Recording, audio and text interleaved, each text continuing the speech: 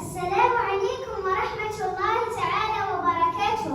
أصدقائي الأعزاء، وكما تعرفون أن البيئة هي عبارة عن كل ما يحيط بالإنسان من كائنات حية وجماد، وأن البيئة السليمة نعرفها من خلال نظافة الماء والهواء والتراب من أي ملوثات تؤثر عليها. لذلك وتوعية وتحسيسا بهذا المجال وفي إطار الأنشطة الموازية، نقدم لكم تلاميذ مجموعة مدارس إصلاح خاصة مستوى ثالث ابتدائي مسرحية توعوية تحت عنوان أصدقاء الطبيعة